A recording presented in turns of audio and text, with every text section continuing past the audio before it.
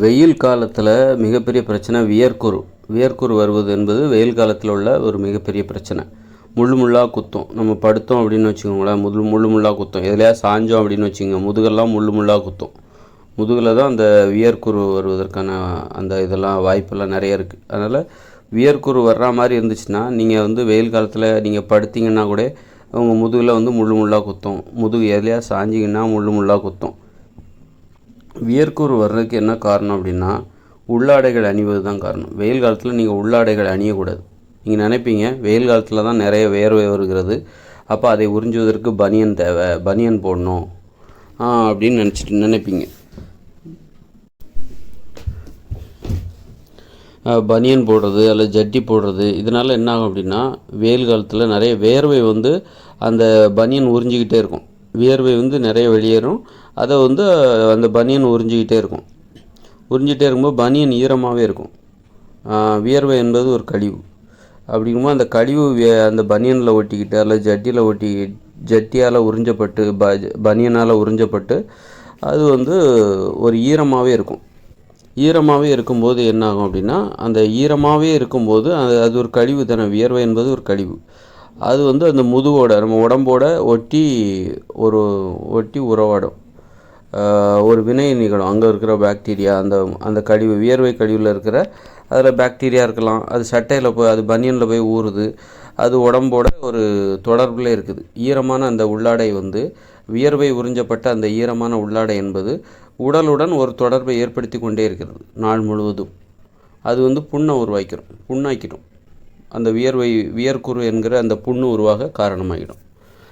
உள்ளாடை அணிவதை தவிர்த்து விட வேண்டும்.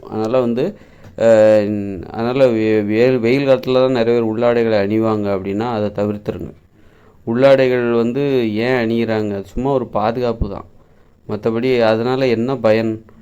ஒரு மழை காலத்தில் குளிர்காலத்தில் வேணால் ஒரு குளிரை தாங்குவதற்கு கதகதப்பாக இருக்கும். அதுதான் ஒரு பிடிப்பு இருக்கும். உடம்புல ஒரு பிடிப்பாக இருக்கும். ஒரு இறுக்கமான ஒரு ஆடை ஒரு குளிரை வேணால் சற்று தாங்கி கொள்ளும். அதுக்கு தான் அது உதவியாக இருக்கும். நிறைய ஆடைகள் அணியும் போது அது ஒரு கவசம் தான். ஆடைங்கிறதே ஒரு கவசம் தான். ஒரு தைரியமாக இருக்கும். ஒரு ஜட்டி போடுறோம் அப்படின்னா அது ஒரு தைரியம். ஏன்னா ஏதோ பேண்ட்டு கிழிஞ்சிருச்சு அப்படின்னா உள்ளே ஜட்டி போட்டிருக்கோம், அது ஒரு தைரியம். அப்போ உள்ளே இருக்கிற அந்த பிறப்புறுப்பு வெளியே தெரியாது அப்படிங்கிறதுக்காக அது ஒரு தைரியத்தை கொடுக்கும். ஒரு பனியன், ஆம்பளைங்க பனியன் போட்டு மேலே சட்டை போடும்போது அது ஒரு உடம்புல ஏதோ ஒரு உடல் ஆடையின் எடை நம்ம சட்டை போடுறோம், அதுக்குள்ளே ஒரு பனியன் போடுறோம், அது பிடிப்பாக இருக்கும். அது ஒரு கவசம் மாதிரி. அது மாதிரி உள்ளாடைகள் வியர்வை உறிஞ்சுவதற்காக போடப்படுகிறது என நீங்கள் நினைத்தீர்களே ஆனால் அதுவே வியர்க்குரு வருவதற்கும் காரணமாக இருக்கிறது. அதனால் உள்ளாடைகள் அணியவே அணியாதீங்க வெயில் காலத்தில். மழை காலத்தில் நீங்கள் உள்ளாடை அணியலாம். அது சும்மா ஒரு இதுக்கு தான். ஒரு இதுக்குன்னா என்ன, சும்மா ஒரு க்ரிப்பாக இருக்கும் உடம்புல, அவ்வளோதான். ஜட்டி போட்டால் ஏதாவது பேண்ட்டு கிழிஞ்சுன்னா உள்ளே இருக்கிற இது. அப்புறம் ஏதாவது ஆண்களுக்கு ஏதாவது விரைப்புத்தன்மை ஏற்படுது அப்படின்னா அது ஜட்டி போடுறது மூலமாக அது வெளியே தெரியாது. ஜட்டி போடலைன்னா ஏதாவது மத்தியான நேரத்தில் அலுவலகத்தில் இருக்கும்போது ஏதோ வேலை செய்யும்போது ஏதோ ஒரு காரணத்தினால அது விரைப்புத்தன்மை அடையலாம். விரைப்புத்தன்மை ஏற்படுவதற்கு காம உணர்ச்சி தான் காரணம் கிடையாது. வேறு ஏதாவது ரத்த ஓட்டம் அந்த பகுதியில் அதிகமாகி ஏதோ விரைப்புத்தன்மை ஏற்படலாம். அல்லது காம உணர்ச்சி கூட காரணமாக இருக்கலாம். அப்படி விரைப்புத்தன்மை ஏற்படும்போது அது எல்லோரும் பார்த்தா அது வித்தியாசமாக இருக்கும், கஷ்டமாக இருக்கும், அது கூச்சமாக இருக்கும். அதுக்காக இந்த ஜட்டி ஒரு கவசம் மாதிரி.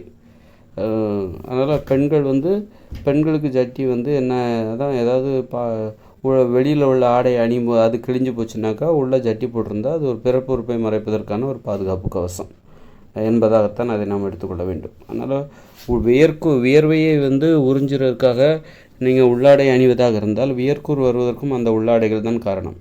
ஏன்னா நீங்கள் பகலில் வெயில் காலத்தில் நீங்கள் அங்கங்கே போயிட்டு வருவீங்க, உங்கள் உடம்புல வியர்வை வந்துக்கிட்டே இருக்கும். அப்போ உங்கள் பனியன் உள்ளாடைகள் அந்த வியர்வை உறிஞ்சு கொண்டே இருக்கும். ஜட்டியும் சரி பனியனும் சரி வியர்வை உறிஞ்சு கொண்டே இருக்கும். பெண்களாக இருந்தால் ஜாக்கெட் போடுவாங்க, ப்ரா போடுவாங்க. அப்புறம் அவங்க கூட இப்போ பனியன்லாம் போட ஆரம்பிச்சிருக்காங்க. அப்போ அவங்க ஜட்டியும் போடுவாங்க. அப்போ அது வியர்வை உறிஞ்சிக்கிட்டே இருக்கும், ஈரமாக இருக்கும். அது உடல் அந்த ஈரமான வியர்வை கழிவுகள் உறிஞ்சப்பட்ட அந்த உள்ளாடைகள் ஈரமாகிடும்.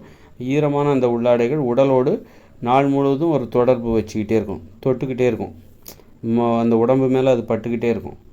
அது வந்து ஒரு கழிவு தான். அப்படி இருக்கும்போது அது வந்து வியர்க்குருவாக மாறும். அதனால் வந்து உள்ளாடைகள் அணிவதை தடுத்து விட்டாலே உங்களுக்கு வியர்க்கூர் வராது. ஜட்டி கூட போடாமல் விட்டுறலாம். ஜட்டி போடாதீங்க, பனியன் போடாதீங்க, ப்ரா போடாதீங்க. உங்களுக்கு வியர்க்கூறிலிருந்து ஒரு விடுதலை கிடைத்துவிடும். வியர்க்கூறு என்பது வராது வெயில் காலங்களில். அதை விட்டுட்டு நீங்கள் இதெல்லாம் வந்து ஒரு தடவை பரீட்சித்து பாருங்கள். ஏன்னா எனக்கும் வியர்க்கூறு வரும். நான் வந்து வெயில் காலம் வந்தால் கண்டிப்பாக அது பனியன் போடவே மாட்டேன், தூக்கி கழட்டி போட்டுருவேன். அதில் வந்து எனக்கு வியர்க்கூறு வர்றது பிரச்சனைங்கிறது சுத்தமாக வராது. வியர்க்கூறு வந்துச்சுன்னா நீங்கள் எதுலேயும் சாஞ்சு படுக்க முடியாது. ஒரு படுக்கையில் படுத்தால் கூட முள்ளு சர்சர்னு குத்தும், ஏதோ முள் குத்துன மாதிரி இருக்கும். அந்த மாதிரி வியர்க்கூறு வந்து அது வராமல் இருக்கணும்னா நீங்கள் உள்ளாடைகள் அணியக்கூடாது. அதனால் நிறைய என்ன பண்ணுவாங்க, வியர்க்குரு வந்தோடனே என்ன பண்ணுவாங்க, உள்ளாடை அணிந்து கொண்டே இருப்பார்கள். உள்ளாடை தான் வியர்க்குரு வருவதற்கு காரணம்னு தெரியாமல் உள்ளாடை அணிந்து கொண்டே இருப்பார்கள். அப்புறம் வியர்க்குரு வந்துடும், பவுட்ரு போடுவாங்க, நிறைய பவுட்ரு போடுவாங்க, என்னென்னவோ பண்ணி பார்ப்பாங்க. ஆனால் இந்த வெயில் காலம் வந்தால் அவங்களுக்கு பயமாக இருக்கும், வியர்க்குரு வந்துடும் அப்படிங்கிற பயம் இருக்கும். அதுலேருந்து எப்படி தான் தப்பிக்கிறது, எந்த மருந்து போட்டாலும் சரியாகாது. அதனால் ரொம்ப எளிதுங்க. வியர்க்கூறு வராமல் தடுக்கணும்னா உள்ளாடைகளை அணிவதை வெயில் காலங்களில் நிறுத்தி விடுங்கள். ஏப்ரலில் ஆரம்பித்து ஒரு ஜூன் மாதம், ஏப்ரல் மே ஜூன் 3 மாதம் நீங்கள் உள்ளாடை அணியாதீங்க. ஜட்டி, அப்புறம் வந்து பெண்கள் ஏதாவது மாதவிடாய் டைமில் வேணால் ஜட்டி போட்டுக்கோங்க. ஆண்கள் வந்து ஜட்டி போடுவதை கூட தவிர்த்து விடுங்கள். பனியன் போடுறதையும் தவிர்த்துருங்க. ஏப்ரல் மே ஜூன் இந்த 3 மாதமும் நீங்கள் வந்து உள்ளாடைகளை அணியாதீர்கள். உங்களுக்கு வியர்க்கூறு என்பது வராது. வியர்க்குருவை பற்றின பயமே உங்களுக்கு தேவையே இல்லை. எவ்வளோ தான் பவுடர் போட்டாலும் நீங்கள் உள்ளாடைகள் அணிகின்ற வழக்கம் உங்களுக்கு இருக்கிறது என்றால் நீங்கள் எவ்வளோ தான் பனியன் போட்டாலும் வியர்க்குரு வந்து தான் தீரும். அதாவது உள்ளாடைகள் அணியும் போது கண்டிப்பாக வியர்க்குரு வந்தே தீரும். உள்ளாடைகளை வெயில் காலங்களில் தவிர்த்து விடுங்கள். அதுவே உங்களுக்கு வந்து வியர்க்குருவிலிருந்து முற்றிலும் ஒரு நிரந்தரமான ஒரு தீர்வு கிடைத்துவிடும்.